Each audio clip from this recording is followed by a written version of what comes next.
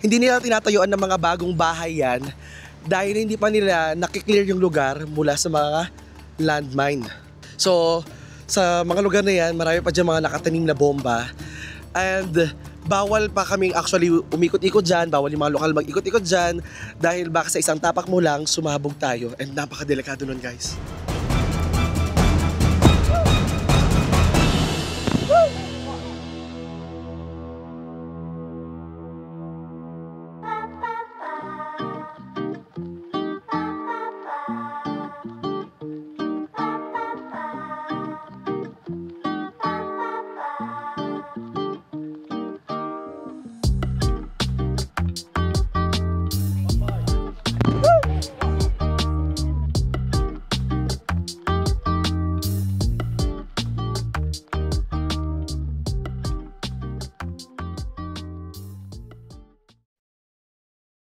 Good morning, guys, from Lachine. Oh, ang ganda, guys, ng lugar nila. Grabe, oh. Wow. Pa-sunrise pa lang ngayon. Wow. So now, I'm walking to the restaurant kung saan kami mag-breakfast. Doon yung restaurant. Medyo hingal naman to, aga-aga. Morning walk talaga. Okay. Medyo late na tayo. Late ako na 12 minutes. Anong petsa na? Mga 15 minutes na akong late pagdating ko doon. Mag-breakfast lang muna tayo dito, guys, bago tayo umalis at bumalik ng Azerbaijan. And so, are they here? Wala naman sila dito.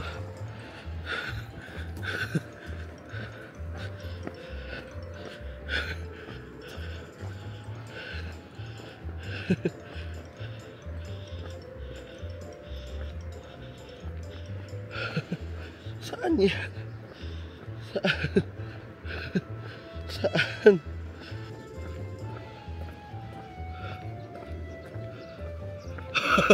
Oh, okay. We'll bring the bags now. You can leave the bag. Okay. You have to check the bag is. Okay, okay. Asan yung mga kabayan natin, pe? Asan yung roommate ko? Morning lahat. Morning. Good. Ililipat yung gamit doon? Wala yung mga coach driver sa ating mga coach. Iiwan yung gamit doon, oh. Meron ba kung okay sa'yo siya, may nagbabantay naman. Eh ako, nandito kasi mga Okay, sige, sige. Guys, this is Attorney Joe. Attorney Joe, kamusta? Pati nga boss ko na wala yata. Ayan guys, yung mga kasama natin si Sir Joel na hindi magandang pakiramdam. Si Sir RD at si Kuya Arnold doon. Yes, Sir Arnold doon. Akala ko siya late na ako. So tumakbo ako pagdating ko doon. Pagdating ko doon wala naman tao sa restaurant. Sila Miss Dory. Saan? Sa labas tayo kakain, hindi sa mismong restaurant.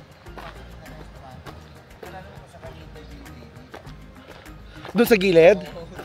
Ah. parang Eh, dumidiretso lahat sila eh. Walang pumapasok sa restaurant. ay baka nga mali, baka yung mali pagkaitin. Sa pabasa, ano? Sa iba pa, sa iba Kita pa. mo yung Sabi ko, bakit parang may walang tao garden. dito? Akala ko yung last. Kita mo yung may garden sa baba. Oo. May mga bench. Sabi ko, saan kayo yung may magandang view? Sabi nila may magandang view. Alam mo, maganda dito.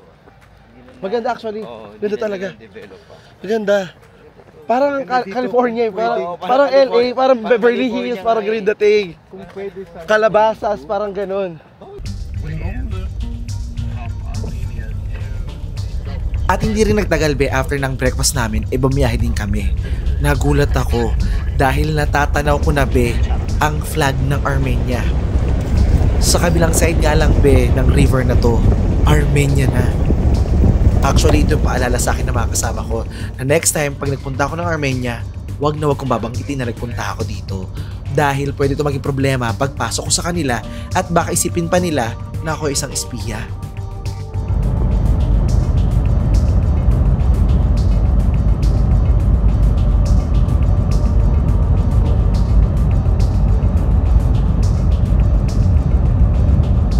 At nagpatuloy Tuloy pa ang aming biyahe papunta sa Jibril, isang ghost town na ngayon ay muling binubuhay ng Azerbaijan. Tulad na nasabi ko sa nakaraang vlog, isa rin to sa mga lugar kung saan naapektuhan ng lubos at napilitang lumisan ng mga tao na dati ay naninirahan dito. Pero ngayon, inuunti-unti nang pabalikin ng gobyerno ng Azerbaijan ang mga tao at ang paraan nila para mapabalik ang mga tao, libreng pabahay. Ito pinasilip nila sa amin ano yung itsura ng mga bahay na ipinamimigay ng kanilang pamahalaan. Pamahalaan talaga, Francis. Wapo! Okay guys, papasok tayo ngayon sa loob ng bahay ng local dito sa Azerbaijan.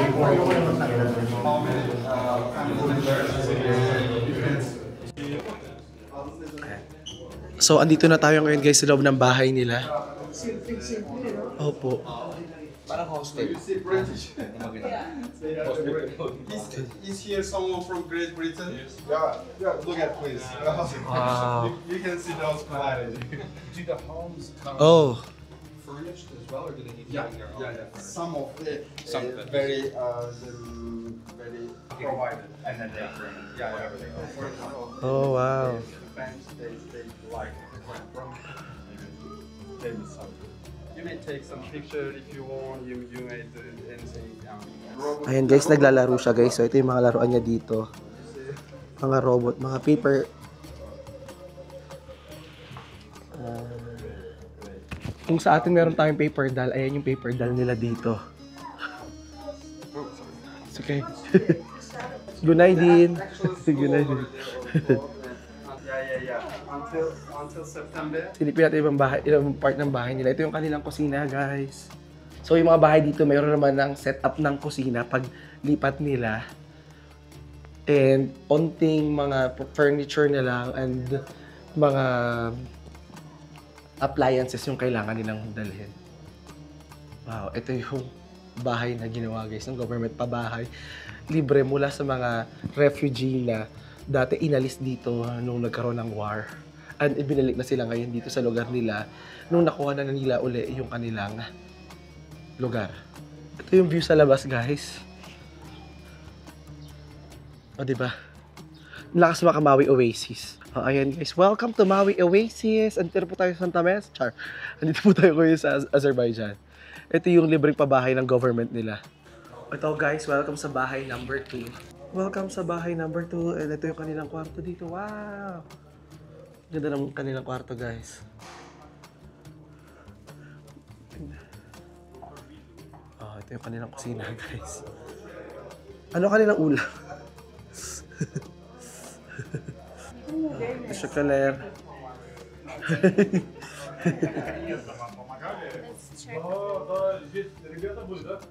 So kung nakikita nyo sa likod ko, guys, marami silang ruins dito. And sa mga lugar na yan, guys, hindi nila tinatayuan ng mga bagong bahay yan dahil hindi pa nila nakiklear yung lugar mula sa mga landmine. So sa mga lugar na yan, marami pa dyan mga nakatanim na bomba. And bawal pa kaming actually umikot-ikot dyan, bawal yung mga lokal mag-ikot-ikot dyan dahil baka sa isang tapak mo lang, sumabog tayo. And napakadelikado nun, guys. Sa kwento nga nila, sa mahabang panahon, guys, is nahawakan ng kalaban nilang bansa.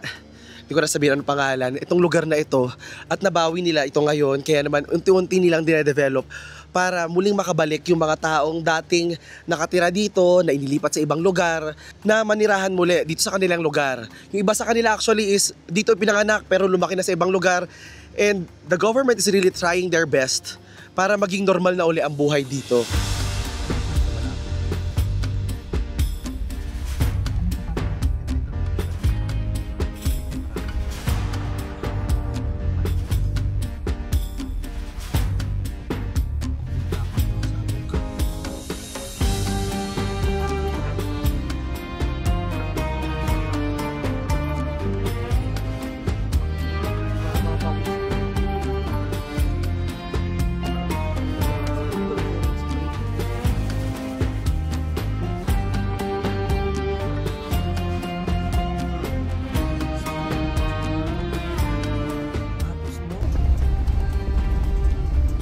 Parang ayoko bumaba. Okay naman na tayo sa sasakyan. Mababa pa nga. Sabay siguro cleared na naman na yan.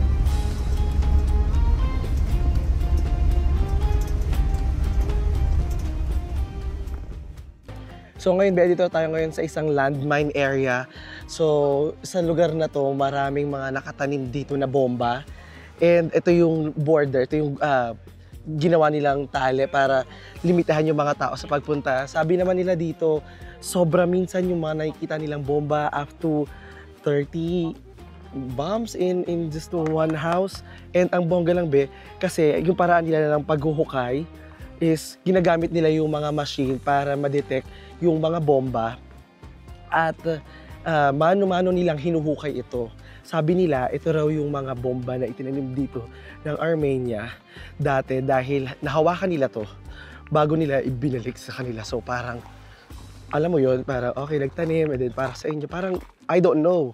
So nagtanong kami kanina kung sure ba kayo na galing yan sa kalaban ninyo, hindi yan galing sa inyo din. Sabi nila, wala daw silang itinanim dito. So karamihan ng mga nahanap nila at na-recover nila dito na detonate na bomb is from Armenia and from Russia. So ngayon guys, dito isasample nila sa amin, ipapakita nila kung paano yung paraan nila ng paghukay at pag-detonate ng bomba. Dito yung mga sundalo. Then I'm gonna eat 10 chocolates right now. I'm gonna eat a lot of chocolate because I just bought a mini chocolate for this afternoon. Is that Amen. what you're gonna do right now? It's so close, so close. But it was milk, not chocolate. Okay, just Yeah. So ayan guys, this is Michael, by the way. Michael, hello. Michael, one Good of the to see you. UN Grand Master. Yeah. Yeah. Naikot niya na ba yung buong mundo? I'm introducing you in my language. Naikot niya na ba ang buong mundo? Ang gagaling nila. It's like an idol for me. I'm standing close to my idol. Not in problem. For Huh? me, I'm number 2 in Armenia. Wow. Number 4 in MCP. Wow. So like, Ito naman ba si Michael Ranko, isang travel photographer from Germany na nagda-travel para ma-document ang mga kultura na unti-unti nang nabubura. 28 more regions in Wow. Armenia, and then I'm done. Wow. And for me, 28 more years. Yeah. Okay, for me. So ito na, we are now here at thank you so much. So we are now here at the site guys. Pakita na nila sa atin paano sila maghukay. 100 meters away. Are they gonna blow it? Okay. Right. Now landmine detector. First thing to do is to test the equipment. Yeah, they said it's fine. It's fine. Yeah, they said it's fine. Yeah. Birinci sekunda buranın temizliği. Yes. Bu şartlarından ötürü böyle eğitimdi ki Uh-huh. her hansı bir hadise baş birinde hemin şəxsi oradan evakuasiya eləmək üçün geniş. Yes. They put a proper bigger line because if something happens to the landmine stuff, they can take him off from there properly. He's testing his equipment. Check our pockets with money in them. They have you see the metal bits in his hand. They said you only do one leg in this section. Minimum metal. Bir tərəfində metal var, bir tərəfində bir şey yoxdur. Metal olmayan hissəsindəki o uldakı tutarız. Ən həssas hissəsində. Okay. So this metal is like minimal metal. So part of it is full metal, part of it is not. So it's using both options, you know, to detect to test the detector. So there's something in there. If it's not working, that means he's dead. There's something there, yeah. Is that noise making Yes. something there? Yes. What?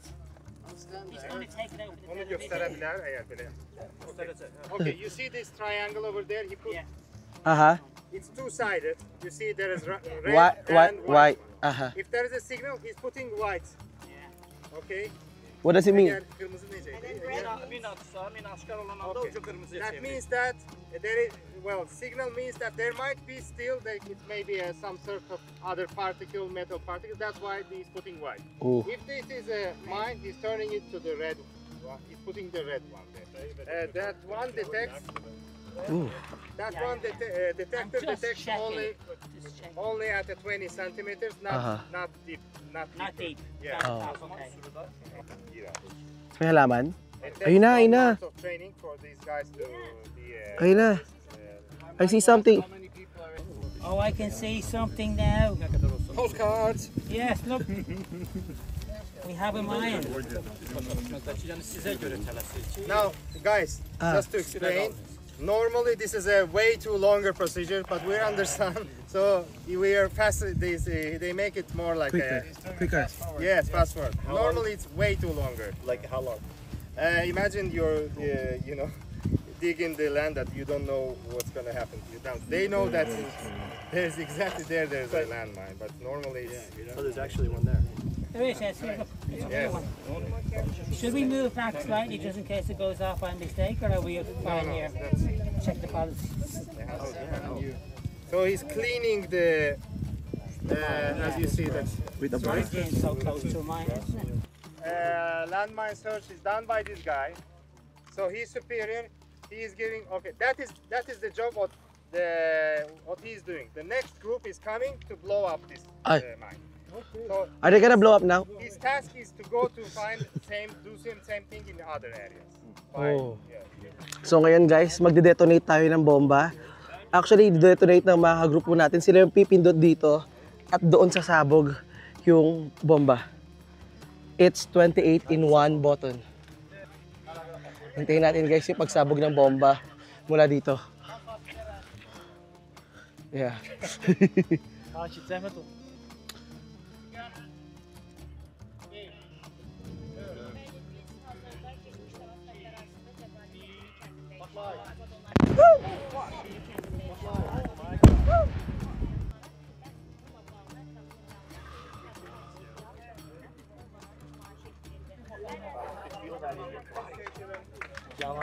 Oh my God. Can we do it again? Fantastic. Can we do it again? More. Can we do it for just the second angle? Encore. Encore, yeah.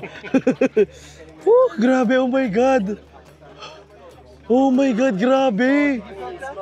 Oh my God. Feel cleaner is 5-6 kvadrat arazi. He's cleaning for one day. He's cleaning 5 to 6 bits. Jeg gördüğünüz gibi her tarafa 30 santimden bilir miyim? So for every 30-40 centimeters there's landmine. As you see, they're putting all the signs on there. Buradan da asker olmanlar da. Bu evin birinin içerisinde çıkmıştı. Kütlevi surette. Now those are the found ones. Some of them, you see the pictures over there. You can find this is just in one house. We don't know what's in the wells, what's in the rivers. We find in the rivers sometimes. Some cars are crossing the river, and the water already like made it. Casual.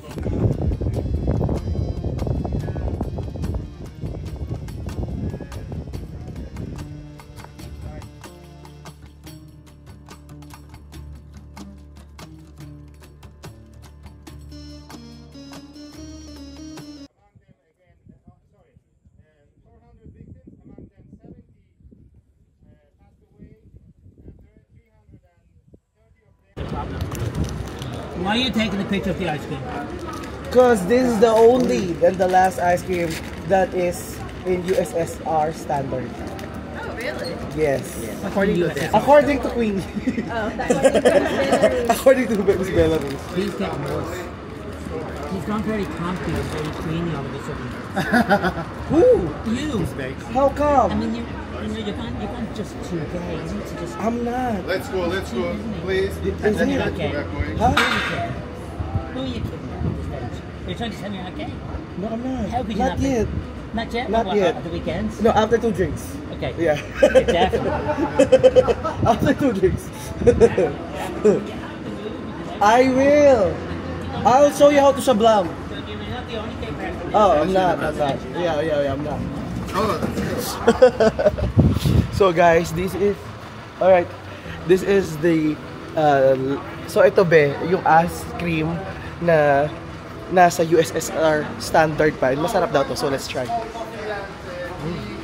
Stop there with it in the shade, and then we're going to. Naging ano na eh, naging clear na kay bakla na nagbading ako kaya nakipagbadingan na siya sa atin. In fairness, masarap, no? Milky. Wow. Creamy. Tsaka super soft. Actually, medyo parang siya sa ano, lasa-wise. na ice cream ng Japan, lasa-wise. Yung mga Hokkaido. Diba? Hindi mas yung mga ice cream sa 7-Eleven doon. I don't eat talaga vanilla ice cream pero ito. Gusto ko na mahilig sa vanilla ice cream.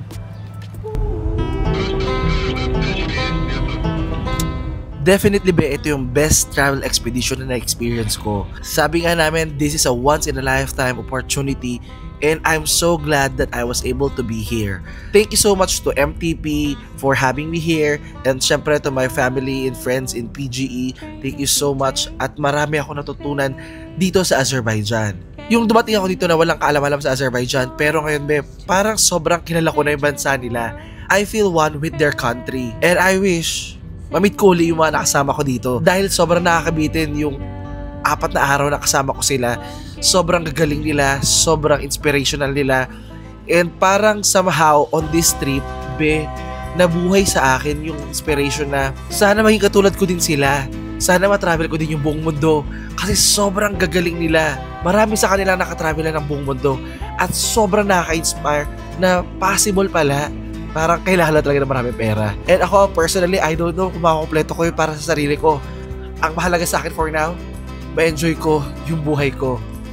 At ma-share ko sa inyo yung bawat paglalakbay ko.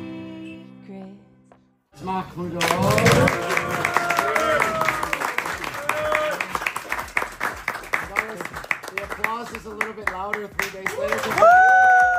Give everybody so much.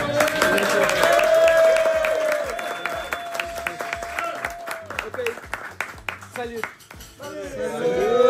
Cheers. Cheers.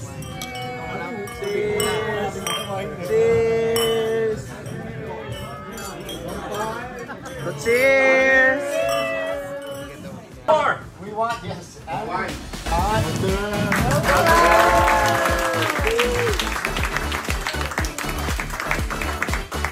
Thanks to all of you. Enjoy your wine and everything. Thank you.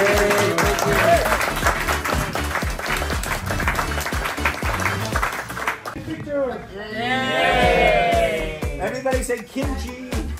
Kimchi. One more Filipino say mabuhay. Hi. Okay, here we are in Karabakh. It was so nice meeting you guys. We just traveled the world without internet. Back when dinosaurs roamed the earth. Such a long time. Whoa. Patiently, for just a card or just a letter. Turning home to me, Mr. Postman. Oh, yeah. If I began falling in love with